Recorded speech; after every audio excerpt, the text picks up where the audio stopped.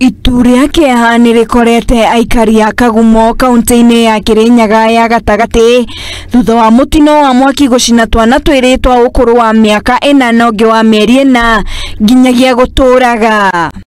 Kuna nyumba ziliwaka, lakini zimamoto walikuja na kafanya hima wakasima moto, lakini kuna watoto wawili waliaga wa mama mmoja.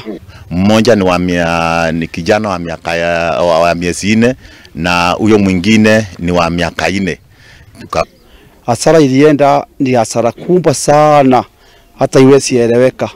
Kuratweka ati mwaki ucio wambĩrĩirie nyũmba-inĩ yao ya gũkombora utuko wa gũkĩa ũmũthĩ rĩrĩa nyina wa ciana icio athire duka-inĩ na kũmatiga toro. Akaenda kununua kando, na wakati alikisha kando akakimbia kwa rafiki yake, akaacha watoto, na watoto labda walikuwa wanacheza na hiyo kando. Kuringana na maafitha a kuhoria mwaki hamwe na aikari a Kagumo, mwaki ucio tambire ihenya na kuhumbira murango wa nyumba iyo undu andu matangihotire kuhonokia kindu ona ki. Matigari ma ciana icio makorirwo nyumba-inĩ iyo riria mwaki ucio urikirie kuhorio. Kini ya moto tulijaribu kuangalia kupeleleza kidogo kidogo, tukasikia ni kando ilifanya hii janga ya moto. Munene wa maafitha a kuhoria mwaki niwe John Kiama augire ati thigari riu ni ciambĩrĩirie mĩhang'o ya kumenya kihumo kia mwaki ucio.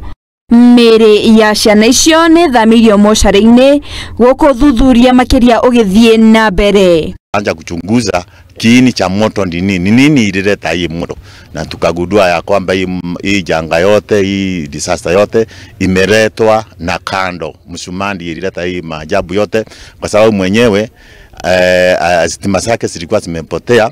Handũ-inĩ ha Muthingi TV, njĩtagwo Wangari wa Njuguna.